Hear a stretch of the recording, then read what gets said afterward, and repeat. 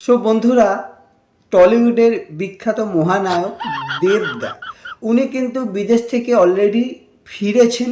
আর যাদের মনে একটা কোশ্চেন ছিল যে দেবদা কোথায় গেল, আরজি কর নিয়ে কেন পথে নামছে না, আমি তোমাদের শুরুর দিকেই বলে দিয়েছিলাম সবাই নামবে পথে, কিন্তু একটু ধীরে ধীরে। কেন কি 7 তাড়াতাড়ি হুড়মুড় করে সবাই নামতে পারবে না, কারণ রাস্তাঘাট জ্যাম হয়ে যাওয়ার একটা চান্স থাকে। তো যাই হোক, একটু দেরি হয়েছে ঠিকই, কিন্তু দেবদা কিন্তু বিদেশ থেকে ফিরে পড়েছে। এবং আমি যতদূর খবর পেয়েছি সূত্র মারফত, দেবদা কিন্তু বিদেশ থেকে ফিরে সোজা একদম রাস্তায় নেমে পড়েছে।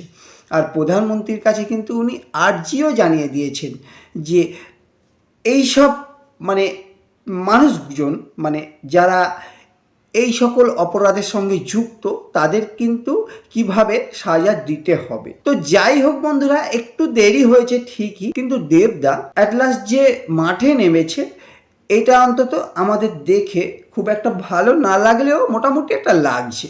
আর তার সাথে বন্ধুরা, এদিকে কিন্তু দিদি নাম্বার ওয়ানের টিআরপি কমে গেছে বন্ধুরা। কেন কি আমরা জানি যেভাবে প্রতিবাদী কান্না কেঁদেছিলেন আমাদের দিদি নাম্বার ওয়ানের ভেজাল দিদি, মানে ওই রচনা দি, আবার উনি এখন সাংসদ, মাথায় লাল বাতি। তো যাই হোক, যার ফলে কিন্তু ওনার প্রতিবাদী কান্নাটা সকলে ঠিকঠাকভাবে নিতে পারেনি, কারণ কান্না মন থেকে আসে। কিন্তু অনেক সময় কি হয়, একটু যদি অন্যভাবে যদি কেউ কেঁদে ফেলে, আর বিশেষ করে যারা অভিনয় জগতের লোক, শিল্পী বলে কথা। তো যাই হোক, তো এখন দেখা যাচ্ছে টিআরপিটা কমে গেছে।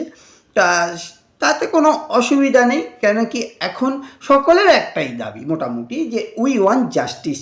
আর এই ব্যাপারটা কিন্তু রচনা দিয়েও তার ব্যতিক্রম যেমন নয়, তার সাথে কিন্তু দেবদাও নয়।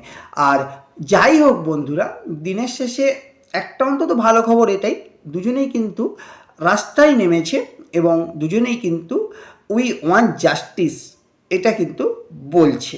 তো এটাই অনেক।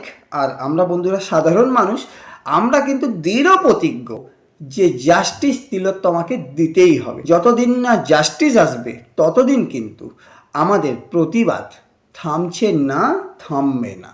বোঝা গেল? আর বন্ধুরা, তোমরা একটু হই হই করে শেয়ার করে দাও এই ভিডিওটা, যাতে বেশি সংখ্যক অডিয়েন্সের কাছে ব্যাপারটা পৌঁছতে পারে।